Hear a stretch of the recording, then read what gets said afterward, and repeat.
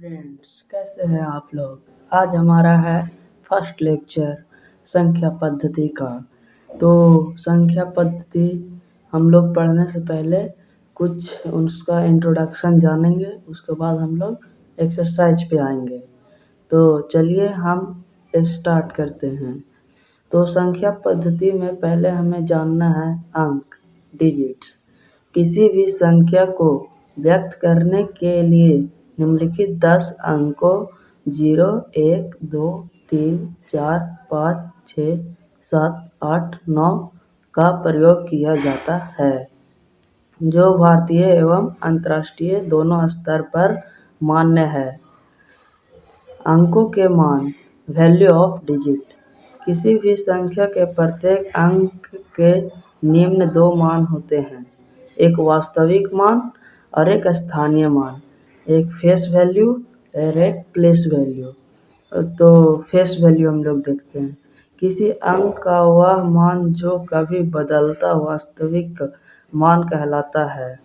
इसे जातीय मान, अंकित मान अथवा शुद्ध मान भी कहते हैं। जैसे संख्या 2, 5, 6, 9 में अंक 5 का जातीय मान 5 है तथा 9 का जातीय मान 7। स्थानीय मान, किसी अंक का वह मान जो उसके स्थान विशेष के कारण बदल जाता है, स्थानीय मान कहलाता है। जैसे 2, 5, 6, 9 में अंक 5 का स्थानीय मान 500 तथा अंक 9 का स्थानीय मान 9 है। तो आइए हम लोग आगे जानते हैं संख्या का प्रकार। तो टाइप्स ऑफ नंबर, संख्या के विभिन्न प्रकार निम्नलिखित हैं। फर्स्ट है यहाँ पे प्रकृत संख्या, नेचुरल नंबर। गणना करते समय प्रयोग में आने वाली सभी संख्याएं प्रकृत संख्या होती है, परंतु इसमें शून्य शामिल नहीं है। जैसे 1, 2, 3, 4, 5 इन्फिनाइट। पूर्ण संख्या, होल नंबर। यदि प्रकृत संख्या में शून्य, 0 को मिला लिया जाए तो ऐसे संख्या को समूह पूर्ण संख्याओं का समूह कहलाता है। जैसे 0, 1, 2, 3 इन्फिनाइट। पूर्ण संख्याओं के साथ जोड़, घटाव, गुणा एवं भाग की संख्याएं निम्नलिखित हैं। तो फर्स्ट हम लोग देखते हैं किन्हीं दो पूर्ण संख्याओं a और b के लिए जोड़। तो हमारा पहले ये रहेगा, काम नहीं कर रहा है। हाँ, तो हमारा जैसे रहेगा a प्लस b प्लस बराबर b प्लस a। ठीक है, तो इसी प्रकार हम लोग जैसे ले लेंगे 10, 30। ठीक है, तो प्लस 89 इक्वल टू 1119। तो यहाँ पे इक्वल टू में आ जाएगा 8, 9 प्लस 10, 80। इससे हमें यह पता चलता है कि इस संख्या को ही जोड़ने पर उतना आ सकता है। तो हमें इसे अब इरेज करना है।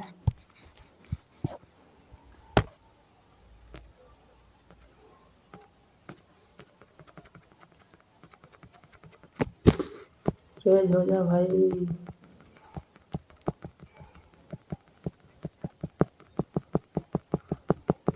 तो यहाँ पे हम लोग का इरेज हो गया। अब हम लोग डायरेक्ट अगले पे आते हैं, पूर्णांक संख्या। क्या? पूर्णांक संख्या। चलो यार, इंटीजर्स।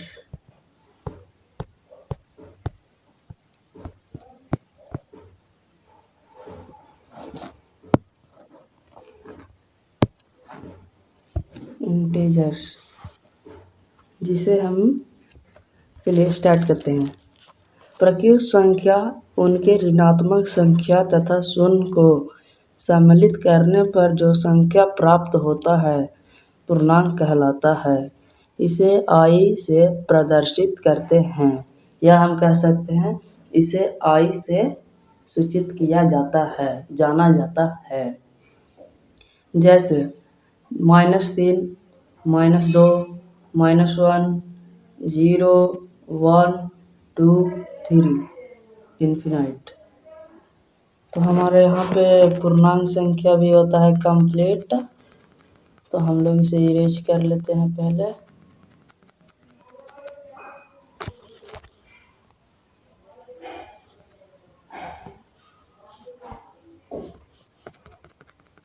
इरेज कर लिए हैं।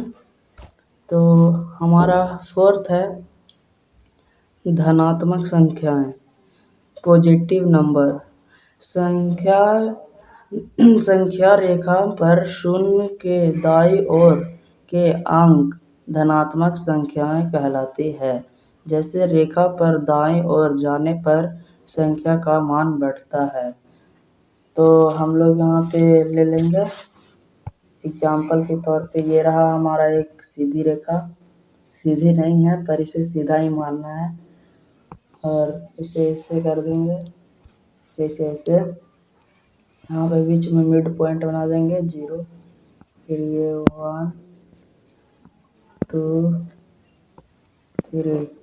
तो इसी को हम लोग कहते हैं पॉजिटिव नंबर। तो ये हो गया हमारा पॉजिटिव नंबर।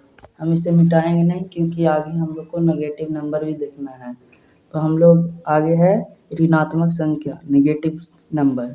संख्या रेखा पर शून्य के बाईं ओर के अंक ऋणात्मक संख्याएं कहलाती है।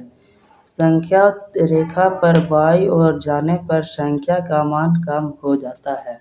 तो देखिए हम लोग बताते हैं, ये है -1, ये हो गया -2, ये हो गया -3। तो हमें यहाँ पे बताया गया है कि संख्या रेखा पर बाईं ओर जाने पर संख्या का मान कम हो जाता है। अभी -3 और -1 में सबसे बड़ा है -1। तो हमारा यहाँ पे ऋणात्मक संख्या भी कंप्लीट होता है। अब आया हमारा सम संख्या। पहले हम लोग इसी को इरेज कर लेते हैं। तो हमारा सम संख्या है इवन नंबर। ऐसे संख्या हैं जो 2 से पूर्णतः विभाजित हो जाए सम संख्याएं कहलाती है। जो 2 से पूरा विभाजित हो जाता है उसे हम सम संख्या कहते हैं।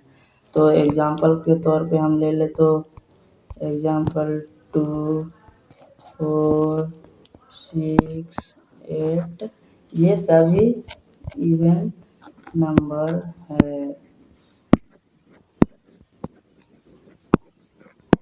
इवन नंबर है, ठीक है। तो यहाँ तक आप लोगों का क्लियर होगा। इसे हम इरेज कर लेते हैं पहले।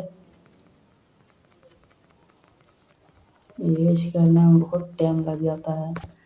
अब हमारा है विषम संख्या, ऑड नंबर। हमारा है ऑड नंबर। इवन क्या इवन ना कहते हैं इसे। तो यहाँ पे हमारा ऑड नंबर साइज बढ़ा लेते हैं। सॉरी ऑड नंबर होगा ना, ऑड नंबर।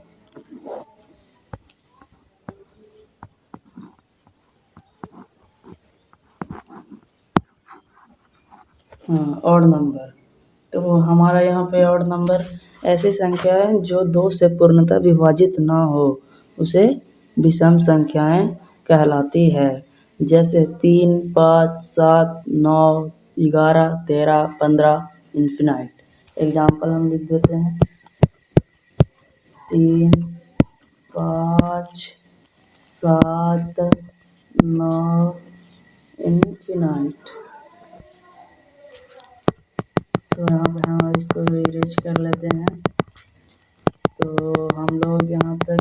पढ़ चुके हैं। अब हम आएंगे परिमेय संख्याओं पे, रेशनल नंबर पे। तो वे संख्याएं जिन्हें पी वाई क्यू के रूप में व्यक्त किया जा सके परिमेय संख्याएं कहलाती है, जहाँ पी व क्यू पूर्णांक है तथा क्यू बराबर 0 नॉट इक्वल टू 0। जैसे एग्जाम्पल ले लेते हैं, हम लोग एग्जाम्पल ले लेते हैं। हो गया हमारा एग्जाम्पल हो गया 7/5। अब यहाँ पे -1/3, बस 0 नहीं होना चाहिए नीचे, और भी हो सकता है। तो हम लोग अभी आगे चलते हैं। तो हमारा है अपरिमेय संख्या, वे संख्या जिन्हें पी वाई क्यू के रूप में व्यक्त नहीं किया जा सकता है अपरिमेय संख्या कहलाती है, जहाँ पी व क्यू पूर्णांक है तथा क्यू बराबर नॉट इक्वल टू 0। जैसे में हम लोग एग्जाम्पल ले लेते हैं, √2, √5 और √7, और भी हो सकता है। हम लोग इतना ही लेते हैं। हम लोग यहाँ से इसे इरेज कर देंगे। तो अब हमारा भाज्य संख्या, वो सभी अंक जिनका कम से कम गुणनखंड अंक 1 और स्वयं के अतिरिक्त हो, भाज्य संख्याएं कहलाती हैं। जिसका मतलब, जैसे में हम लोग एग्जाम्पल ले लेते हैं, 4 का लेते हैं। तो 4 किससे डिवाइड होता है? 1 से होता है, 2 से होता है और एक खुद से होता है। तो 4 मतलब कोई और अंक से भी विभाजित हो रहा है तो वो भाज्य संख्या है। तो हमारा ये एग्जाम्पल हो गया। अब हम इसे इरेज करते हैं। अब है हमारा नेक्स्ट अभाज्य संख्या, प्राइम नंबर। ऐसे प्रत्येक संख्याएं जिसके केवल 2 गुणनखंड हो, अभाज्य संख्याएं कहलाती है। ये 2 गुणनखंड 1 और स्वयं वह संख्याएं का होता है। तो यहाँ पे हम लोग एग्जाम्पल लेते हैं इसका, प्राइम नंबर का एग्जाम्पल। तो हमारा एग्जाम्पल में हो जाएगा 2, और 2 को देखिए, 2 1 से होगा और 2 से, और किसी से होगा नहीं ना, तो ये हो गया। फिर एग्जाम्पल एक और लेते हैं 3। तो 3 का भी वही है, 1 से होगा और 3 खुद से होगा ना 3। तो हमारा अब इसे समझा दिए हैं, अब इसको यूज कर देते हैं।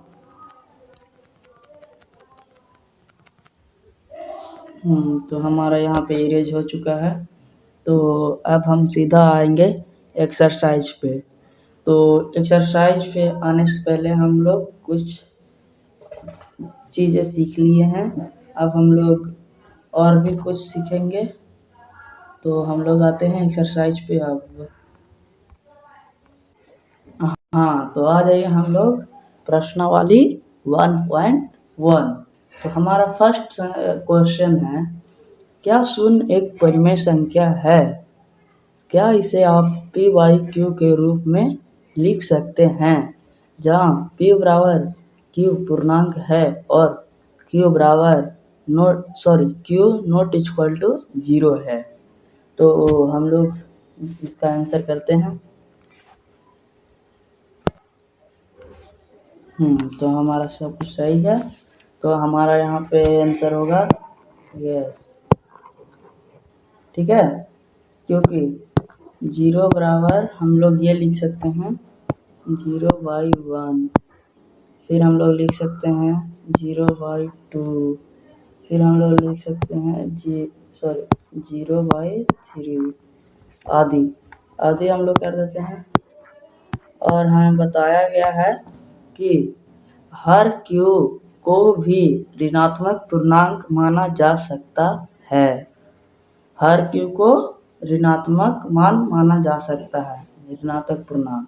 तो हमारा यहाँ से फर्स्ट क्वेश्चन होता है कंप्लीट। तो हम अब इसे कर लेते हैं इरेज और आ जाएंगे सेकेंड क्वेश्चन पे। तो सेकेंड क्वेश्चन हम लोग कहता है 3 और 4 के बीच में 6 परिमेय संख्याएं ज्ञात कीजिए। तो हम लोग को किसी भी संख्या से अगर परिमेय संख्या 6 कह रहा है तो हमें उसे 7 से मल्टीप्लाई कर देना है। तो यहाँ पे हम लोग 3 लिख देंगे, y में 1 रहेगा और यहाँ पे हम लोग को 4 लिख देंगे, y में 1 रहेगा।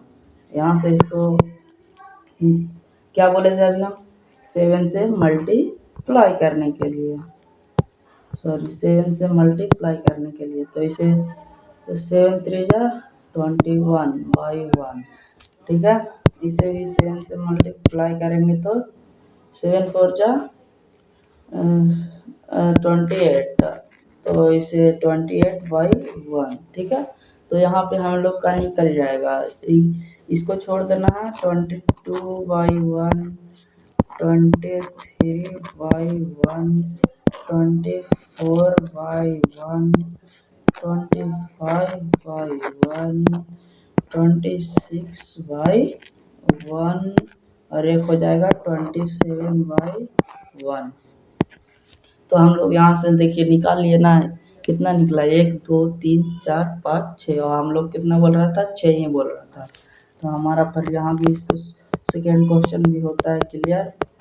अब हम लोग आते हैं नेक्स्ट में। तो इसे हम लोग कर लेते हैं, उससे पहले इरेज हो रहा है, ठीक है। तो हम लोग का थर्ड क्वेश्चन भी उसी प्रकार है। तो हम लोग करते हैं अब थर्ड क्वेश्चन। क्या दे दिया है 3/5 और दे दिया है 4/5, कितना निकालना है 5। तो हम लोग 6 से मल्टीप्लाई कर देंगे, तो 6 3 जा 18 बाई 5, यहाँ भी 6 से मल्टी करेंगे, 6 चौका 24, 24 बाई 5। अब यहाँ पे हम लोग देखो, यहाँ पे 18 का छोड़ के 19 by 5, 20 by 5, 21 by 5, 22 by 5, 23 by 5। हाँ, तो हमारा देखिए 5 को निकल गया ना, ये 22 है, ठीक है। अब हम लोग यहाँ से करते हैं इसको इरेज। हमारा यहाँ पे 3 क्वेश्चन कंप्लीट हो गया है। अब आ रहे हैं हमारा फोर्थ क्वेश्चन। इससे पहले हम लोग इसको इरेज कर लेते हैं। तो हमारा इरेज भी हो गया है। अब हम लोग का है फोर्थ क्वेश्चन। नीचे दिए गए कथन सत्य है या असत्य, कारण के साथ अपने उत्तर दीजिए। प्रत्येक प्रकृत संख्या एक पूर्ण संख्या हो सकती है, या फिर संख्या होती है वही होगा। तो हम बताए थे प्राकृत, हाँ प्राकृत है ना, प्राकृत कितना से स्टार्ट होता है 1 से, और पूर्ण कितना से स्टार्ट होता है, पूर्ण होता है 0 से। तो क्या पूछ रहे हैं, प्रत्येक प्रकृत संख्या एक पूर्ण संख्या हो सकती है। तो हम लोग का यहाँ पे हो जाएगा प्रत्येक, तो हमारा यहाँ से हो जाएगा आंसर सत्य, क्योंकि हो सकता है, ये सत्य हो जाएगा, हमारा फर्स्ट का हो जाएगा सत्य। तो हमारा सेकेंड है क्या, प्रत्येक पूर्णांक एक पूर्ण संख्या हो सकती है। तो हमारा इसका आंसर हो जाएगा असत्य। तो जो हमारे बताते हैं, उदाहरण के लिए -2 एक पूर्ण संख्या नहीं है, -2 एक पूर्ण संख्या नहीं है, क्योंकि